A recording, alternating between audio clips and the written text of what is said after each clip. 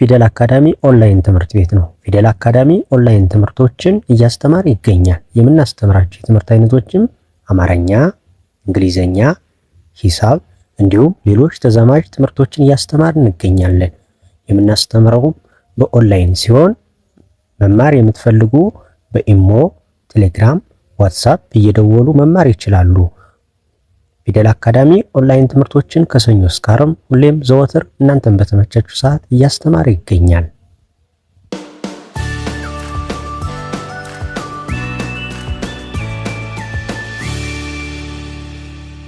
ውድ ቻናላችን ቤተሰቦች በዛሬው ትምህርታችን የምናያቸው የእንግሊዘኛ ፊደላትን ከኤ ጀምረን እስከ ዜድ ድረስ ምን ተብለው መነበብ እንዳለባቸው ቃላቶቹ በአንድ ላይ ሆነው ሲመጡ እንዴት አድርገን ነው እያንዳንዱን የእንግሊዘኛ ፊደል ማንበብ የምንችለው የሚለውን በደንብ አድርጌ አስተምራችኋለሁ። ይህን ቪዲዮ እስከ መጨረሻው ተከታተሉት። እንግሊዘኛ ማንበብ የምትፈልጉ ልጆች፣ በተለይ እንግሊዝ ማንበብ የምትፈልጉ ልጆች እስከ መጨረሻው ይህንን ቪዲዮ እንድታዩት እመክራችኋለሁ።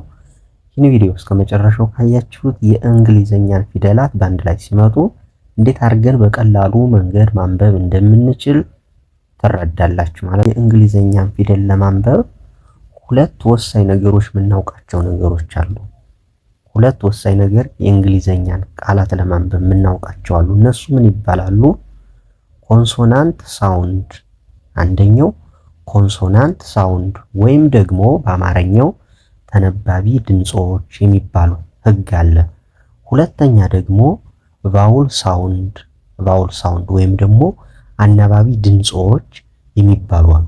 ስለዚህ ኮንሶናንት ሳውንድ እና ቫውል ሳውንድ የሚባሉት እነማን ናቸው፣ እንዴት ነው የምንለያቸው የሚለውን አንድ ባንድ አሳያችኋለሁ። በቀጣይ ቪዲዮ ደግሞ ከነ ምሳሌያቸው እነዚሁን በምሳሌ እያንዳንዱን አሳያችኋለሁ። ይህን ቪዲዮ ላይክ፣ ሳብስክራይብ በማድረግ ቤተሰብ ሁኑ፣ አበረታቱኝ። እናንተም ኦንላይን መማር የምትፈልጉ እዚህ ዲስክሪፕሽን ላይ ባስቀመጥነው ስልካችን እየደወላችሁ እናንተን በተመቻችሁ በየትኛውም ሰዓት መማር ትችላላችሁ። አሁን ቀጥታ ወደ ትምህርታችን እንሄዳለን።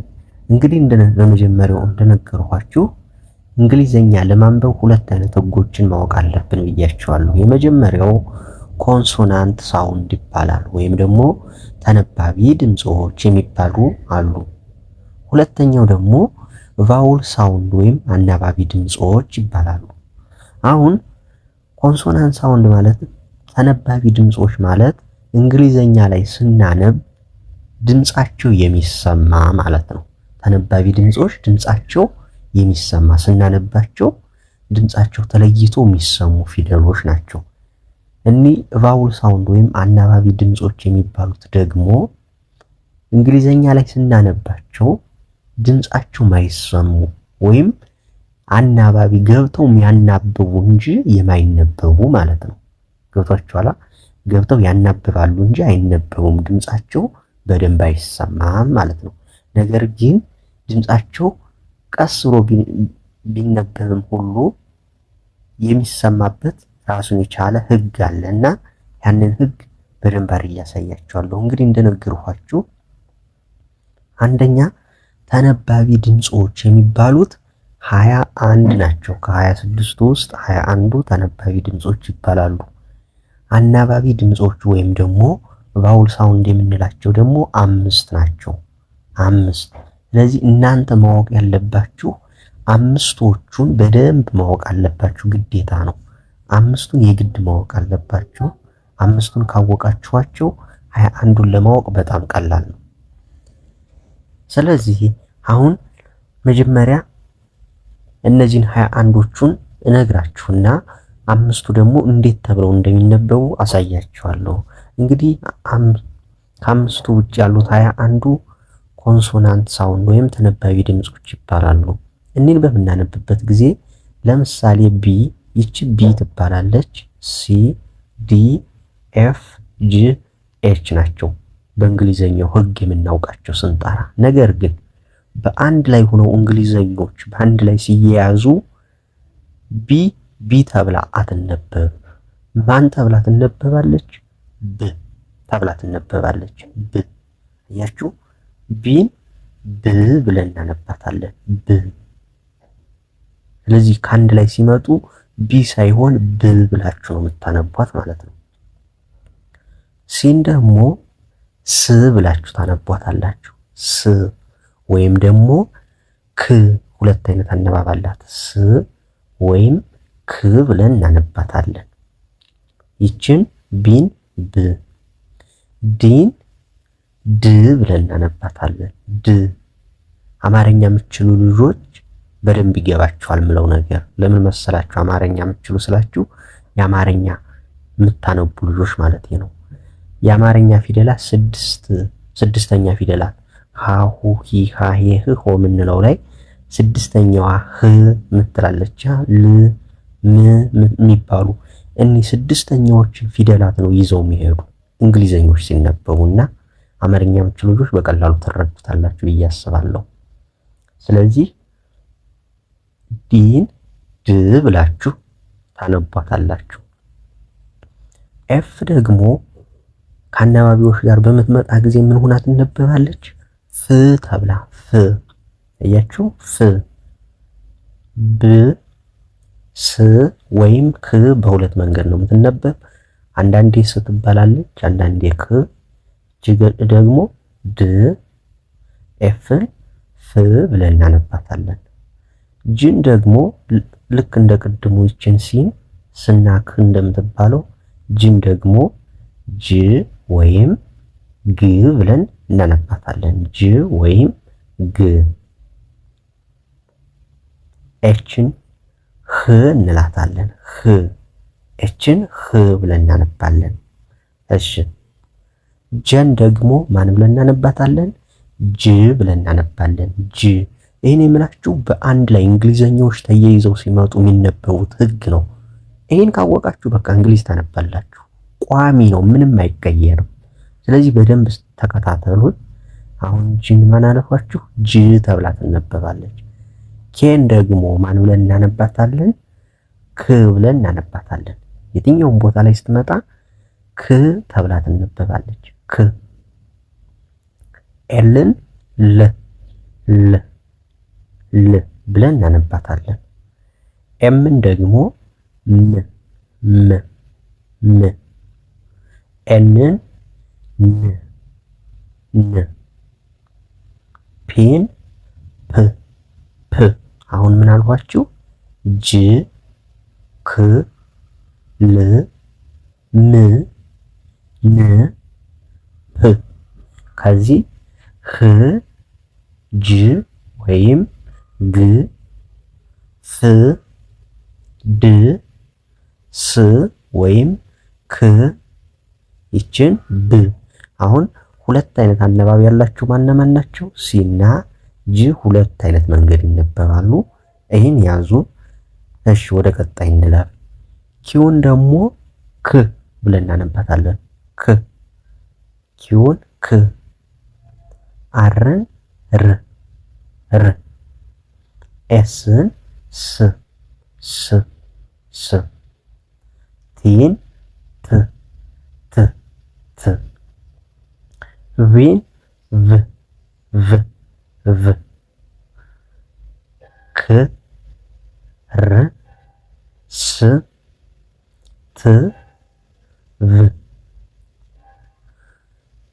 ውን ማን ብለን እናነባታለን? ደብሊውን ው ው። ደብሊውን ው። ኤክስን ክስ ክስ ክስ ነው የምንላት። ክስ። ኤክስን ክስ። ዋይን ይ ይ። ዜድን ዝ ዝ ብለን እናነባቸዋለን። አንድ ላንብብላችሁ። ክ ር ስ ት ቭ ው ክስ ክስ ይ ዝ። አሁን ሁሉም የእንግሊዘኛ ፊደል 21ዱ ያሳየዋችሁን መንገድ ከተከተላችሁ ቀጣይ ምሳሌዎችን በቀጣይ ቪዲዮ ስሰራላችሁ በጣም በቀላሉ መንገድ እንግሊዘኛን እንዴት መረዳት እንዳለባችሁ ትረዳላችሁ። ገብቷችኋል? በቃ ይህንን በደንብ አድርጋችሁ ይህን ቪዲዮ እዩት እስከ መጨረሻው በደንብ እዩት። ምሳሌ ስታዩበት በደንብ ተረዱኛላችሁ። ስለዚህ 21ዱን እንዲያርገን ካነበብን እንግዲህ በሁለት አይነት መንገድ ይነበባል ብዬ እንዳሳየዋችሁ፣ ሁለተኛው ደግሞ ቫውል ሳውንዶች ወይም አናባቢ ድምጾች የሚባሉት ይለያሉ። እንደነዚህኞች እንዳሁኑ እንዳነበብናቸው አይነበቡም። አምስቱ እንደነዚያ አይነበቡም። ስለዚህ እነዚህ አምስቱ በሌላ ሜትድ ወይም መንገድ ነው የሚነበቡት። ስለዚህ እንዴት ነው አምስቱ የሚነበቡት የሚሉትን አሁን ደግሞ እነግራችኋለሁ። እንግዲህ አምስቱ ቫውል ሳውንድ ይባላሉ። አምስቱ ቫውል ሳውንድ ቅድም እንደነገርኳችሁ እነዚህን አምስቱን የግዴታ መያዝ አለባችሁ። አምስቱን መርሳት አይቻልም። አምስቱን በደንብ በቃላችሁ ሸምዳችሁ ከያዛችሁ በቃ እንግሊዘኛ በተሩ ተረዳላችሁ። ማንን? ኤ ኢ አይ ኦ ዩ እነዚህ አምስቱ አናባቢው ድምጾች ወይም ቫውል ሳውንድ ይባላሉ። ስለዚህ እነዚህ አምስቱ ቫውል ሳውንዶች ምን ምን ተብለው ይነበባሉ? ቅድም 21ዱ ምን ተብለው በአንድ ላይ ሲመጡ እንደሚነበቡ ነግሬያችኋለሁ። እኒህ አምስቱ ደግሞ በአንድ ላይ ሲመጡ ምን ተብለው ነው የሚነበቡት የሚሉትን ነው የምነግራችሁ። አሁን እነዚህ አምስቱን በሁለት መንገድ ነው የምናነባቸው። ሁለት አይነት አነባብ አላቸው አምስቱ። ኤን ለማንበብ ሁለት አይነት መንገድ አላት። አንዴ ሎንግ ቫውል ሳውንድ ሁና ትነበባለች፣ አንዴ ደግሞ ሾርት ቫውል ሳውንድ ሁና ትነበባለች። ሎንግ ማለት ድምጿ ረጅም ሆኖ እንዲሰማ የሚያረጋት ነው። ሾርት ማለት ድምጿ አጭር ሆኖ ባንድ የሚያልቅ ማለት ነው። ስለዚህ እንዴት ነው የሚነበበው የሚለውን ሎንግ ቫውል ሳውንድ ሲሆን ኤን ማን ብለን እናነባታለን? ኤ ብለን። ኤን ኤ ብለን በራሷ ስም ከጠራናት ሎንግ ቫውል ሳውንድ ይባላል። እያችኋት በራሷ ስም ኤ ብለን ከጠራናት። ሾርት ቫውል ሳውንድ የምንለው ደግሞ ኤን ምን ብለን ስናነባት ነው? አ ብለን። ኤን አ እያችኋት አ አ ኤን አ ብለን ካነበብን ሾርት ቫውል ሳውንድ ነው። ኤን ራሷን ኤ ብለን ካነበብናት ሎንግ ቫውል ሳውንድ ነው። ስለዚህ ኤ ሁለት አይነት ትነበባለች። ኤና አ ተብላ። ኤ ተብላ ስትነበብ ሎንግ ቫውል ሳውንድ ነው። አ ተብላ ስትነበብ ደግሞ ሾርት ቫውል ሳውንድ ይባላል ብላችሁ ያዙ። ሁለተኛ ኢ ናት። ኢ በተመሳሳይ በሁለት መንገድ ነው የምትነበበው። ኢ እንዳል የራሷን ስም ኢን ይዛ የምትነበብ ከሆነች ልክ ኤ ቅድም ኤ ተብላ ትነበባለች እንዳልኳችሁ፣ ኢ ተብላ የምትነበብ ከሆነች ሎንግ ቫውል ሳውንድ ይባላል። ነገር ግን ኢን ኤ ብለን የምናነብበት ጊዜ አለ። ለያችሁት? ኢን ኤ ብለን እናነባታለን። ኤ ብለን ኢን የምናነብበት ጊዜ ካለ ደግሞ ምን ይባላል? ሾርት ቫውል ሳውንድ ይባላል። ሾርት ቫውል ሳውንድ ኢን ኤ ብለን የምናነብ ከሆነ ነው። ኤን ከዚህ ጋር ሾርት ቫውል ሳውንድ ሲሆን አ ብለን እናነባለን ብያችኋለሁ። ስለዚህ ኢን ደግሞ ኤ ብለን እናነባታለን ሾርት ቫውል ሳውንድ ላይ። እሺ ወደ አይ እንሂድ።